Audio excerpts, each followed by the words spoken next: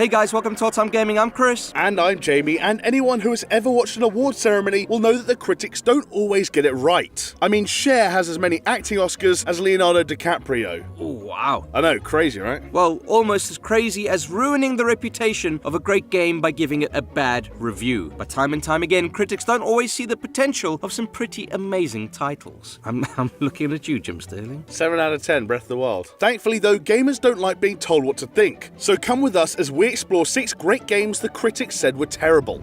Now, Jamie, we've all asked ourselves this one question. What would I do in a zombie apocalypse? I've asked myself that one question multiple times. Yeah, what would you do? I'd find a basement, lock myself in. Yeah? Yep, and That's the end of it? learn to suck myself off.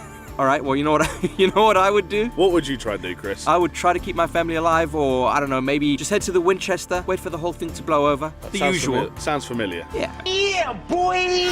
But some people, Jamie, they might take a gun and, do the dishonorable thing, the cowardly thing. Pop in the head Pop of it- themselves. Yeah, pop and lock. Which is exactly what I wanted to do after playing Days Gone for about the first, 10 hours, 20 hours. So like 1/10 of the way through the story then. Pretty much. Like many others, I found Days Gone all a little bit meh. Wow, that sounded somewhat erotic. It was a little. You aroused right now? Now look, sure, riding your bike feels good and the occasional face-off against huge hordes of enemies are a real spectacle. But no amount of flashbacks could make me care about Deke's wife Sarah, and the writing was unintentionally comedic genius. I mean, has any bride made their husband promise To ride me as much as you ride your bike. ride me as much as you ride your bike? I don't know why she's gone all gruff, but there we go. Throw in repetitive missions and my bike constantly having to be repaired, and I throw my hands up. I had enough. But Jamie, just because I had enough doesn't mean other people had enough, because people liked it. It's sold by the bucket load. I've got to be honest, Chris, by the end of it, I liked it. Genuinely it did. By the time I'd sunk 60 hours into that game, I was on board with the story. Yeah? I loved fighting hordes. Yeah? And Deacon was your main bro? Yeah, I was kind of sad to see it end. Wow. Well, listen, clearly players agreed, right? Because the user score on Metacritic sits at a full 10 points higher than the critic score. But more than that, the game, like I said, has sold an absolute bucket load. Days Gone outsold God of War's lifetime sales in Japan, despite being released a year after, and, as we're making this list, it's the 8th best-selling game of 2019 across all platforms. I mean, that's not bad considering you can only buy it on PS4. That is not bad at all. Yeah. Look, do we admit that we were wrong for, making a video about how it could fail or how we were worried about it? Of course not. We're making people aware of some of the problems. They were legitimate concerns at the time. Yeah, I mean, just because something is popular doesn't mean that it's any good. I mean, look at my main man Sonic, right? Youch. Yowzers. Obsidian Entertainment are a safe pair of hands when it comes to RPGs. Yeah. The likes of Fallout New Vegas, KOTOR 2, and Pillars of Eternity are some of the best examples in the genre. Oh my god! Which one of those games made you cream? All of them. All 3, wow, okay. Hell yeah. To be honest, I'm still a bit surprised they didn't get the nod to make the new Baldur's Gate, but then again, that's in safe hands as well, so Hell yeah. everyone's happy. Larian Studios, fucking amazing. And we're gonna get the Outer Worlds. It's a good time to like RPGs. That said, maybe they didn't get that honor because their track record, while great, isn't perfect. I mean, perfection is a folly of a pursuit. I mean, I have the perfect male body, so I don't know, This is I don't true. know what you're talking about. But you don't have the perfect mind. No, who does? I do. Step Forward Alpha Protocol. This 2010 spy-themed action RPG offered players the chance to sneak or shoot their way through missions as they sought to unravel a global conspiracy. You know, it's your classic James Bond day at the office. Only, for a lot of critics at the time, Alpha Protocol was more Agent Cody Banks than 007. Sheesh, shout out to Frankie Muniz.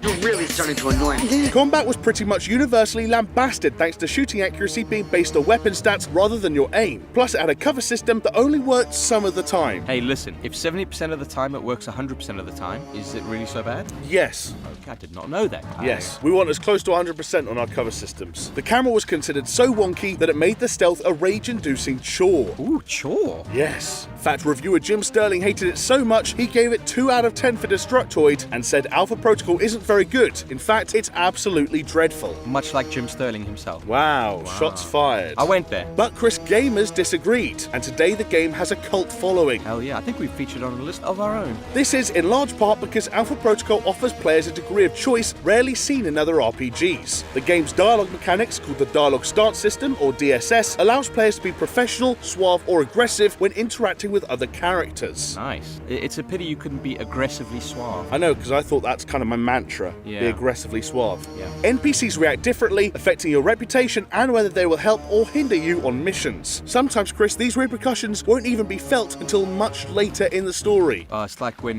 you've got a skipping stone and you throw it in the ocean and then a tsunami happens in Thailand. I understand. That's what happens, okay?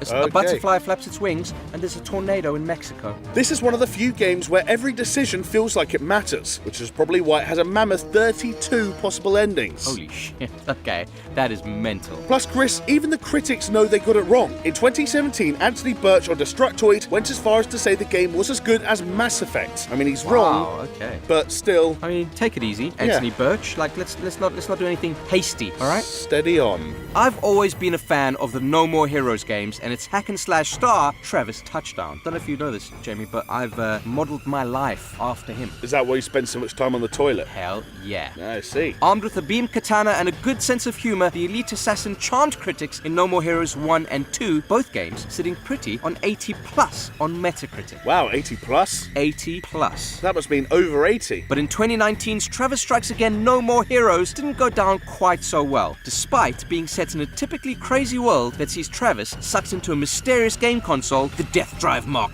II. Still remember that reveal trailer? That trailer is still fucking sick. In particular, the shift in perspective from the open 3D environments of previous entries to a top-down perspective drew some heat from critics. Spicy. I'll be honest, when I first saw the gameplay, that was one of the things that kind of put me off. Yeah, I was let down.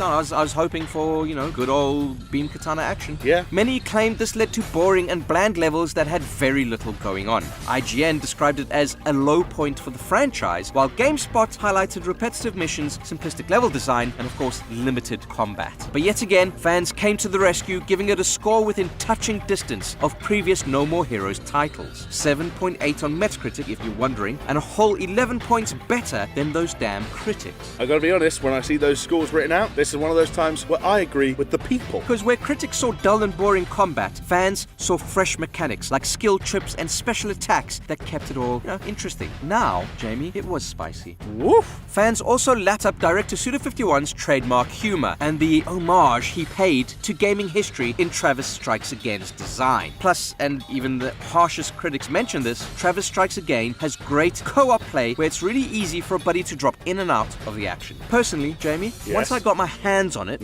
I did actually like it. There you go. And with No More Heroes 3 announced at E3 2019, I think it's safe to say that the critics can just, fucking suck a big one. In a bad way, not a good way. Okay, because Yeah. some people, Some people like want, that. Yeah, but a bad way. Yeah, I got you. Yeah. Chris, if there's one thing that few people can agree on, it's which Star Wars films are good and which Star Wars films are bad. Yeah. I feel like the meta changes on that every 6 months, and I can't quite keep up. Yeah, the prequels are good now because of memes? I guess so. Hello there. But surely we can all come together, not like that, Oh, okay. to say that Attack of the Clones is the worst. Ooh, by a country fucking mile. There we go, glad we can agree. And also that out of all the Fets, Django is the worst. I mean, it's Boba for me. Boba Fett, which means a game about Django serving as a prequel to Episode 2 was pretty much guaranteed to be shit. Yeah. Right? Yes, yeah, of course. And it was. Star Wars Bounty Hunter was ripped a new one by critics for a number of technical problems. Dodgy frame rates, long load times, and clipping issues made for a frustrating experience. The camera was described as schizophrenic by one out. Oh, you can't say that anymore. You can't say schizophrenic. You can't say schizophrenic. What can you say? Maybe the camera was described as doing its own thing. The camera was described as having a mind of its own. Oh. Nudge, nudge, wink, wink. Nice. See? See? How 2019 of me. Very good. And another outlet described it as drunk. Obviously not ideal when trying to take down targets or get around the place. And I definitely see where they're coming from, because I absolutely bounced off this game when I played it and I was a fucking kid. Kids are very kind of like forgiving, right? Yeah, exactly. And I can tell you that even me as like an 11-year-old or whatever I was, definitely thought it fully deserved its 66 on Metacritic. 66, you say? Executes Order 66. Execute Order 6. The rebel scam. But look, if you couldn't tell already, I'm not the world's biggest Star Wars fan, and I can see why this might appeal to fans of the franchise. After all, it is a game that lets you jetpack around environments, firing off shots in a targeting system that can be quite effective. The ability to shoot shoot 2 different enemies when using Django's blaster pistols was also a lovely touch. Oh, gorgeous. Yeah. Plus, when the camera worked, I can see how all this might combine to make something that feels like a cinematic experience. Yeah, sure. The other thing is, I feel like all Star Wars fans really want is a TV series or a movie or a game about the bounty hunters of that world that's really good. Exactly. And this is the closest we've ever come. Until The Mandalorian launches. Until The Mandalorian. The game proved so popular that it even got a re-release on PS3 and PS4 and has a 4-star rating from players on the PlayStation Store. And you know what they say about players on the PlayStation Store? What do they say, Jamie? They're never wrong. Never wrong. Can't argue with that. I guess people really like jetpacks. If there's one thing video game journalists are good at, it's being fair and balanced. Oh, always. Always. Yeah, I mean, you can't fault them. Okay, fine. Actually, that's 2 things. And yes, it is completely wrong. What they are good at is making absolute hits of themselves. Case in point, God Hand. A classic game. Or is it? Yes. This 2006 beat-em-up on the PS2 has all the ingredients to be an absolute smash hit. Directed by Shinji Mikami, the brains behind the original Resident Evil, God Hand had you play as Jean. I mean, not the best name, admittedly, but, you know, Jean, a fighter, trying to prevent the resurrection of a demon king who wants to take over the world. That's my kind of story right there. So far, so very Japanesey. Along the way, you face off against a cast of insane characters, including a gorilla dressed as a Mexican wrestler and a group of Power Rangers who also happen to be midgets. These sound like excerpts from my dreams, but otherwise, I'm on board. I mean, dream game, right? The combat on offer was also incredibly varied, with more than 100 moves, meaning you could create some pretty unique combos depending on how you wanted to play. There's even a casino where you can bet on chihuahuas racing each other. Also, I just like that we worked in chihuahuas into a video, finally. We've been working at this for a long time, and we thank you all for your patience during this endeavor. Yes, amen. Understandably, the game has become a cult classic with a 9.2 user score. I mean, that's better than Red Dead Redemption 2. That's better than God of War. It's better than Spider-Man. It was even included in the book 1001 video games you must play before you die. But I do have a question on this. Yeah. Once you finish playing those games, does that mean you die?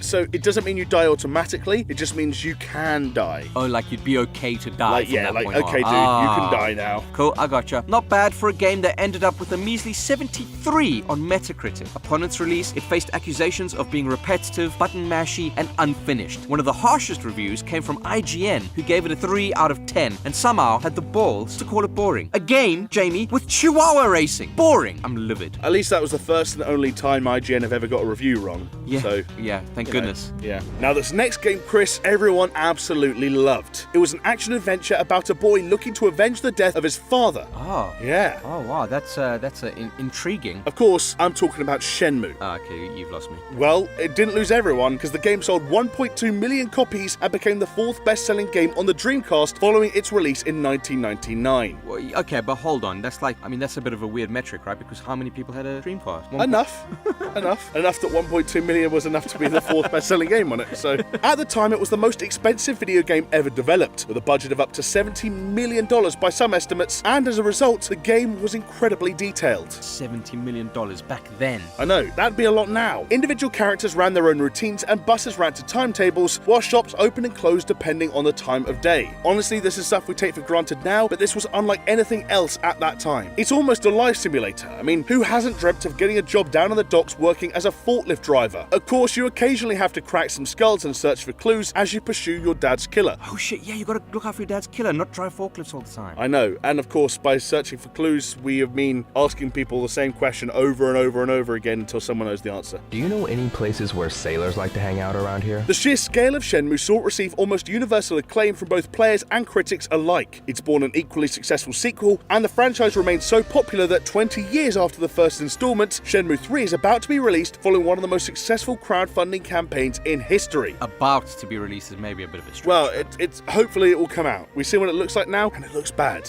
What did you say to me? It did, however, raise $2 million in under 7 hours, a record on Kickstarter. Oh my god. We're in the wrong business, Jamie. Fastest funded and most funded video game project ever on Kickstarter at that time. Now you're probably thinking, well, that's all well and good, Jamie, but why have you put it in this list? And the answer is simple. Not every critic called it. GameSpot gave it a surprisingly low 7.8. it, claiming that a lot of the gameplay mechanics and the grind of a virtual life provided nothing but hours upon hours of boredom. Game Informer in turn could only muster a 6 out of 10, comparing it with a duller version of real life. Idiots. Yeah, hasn't aged well. Suffice to say, the only thing that looks more dated now than these reviews is the gameplay of Shenmue 3. Harsh. But yeah, go play Shenmue 1, I guess.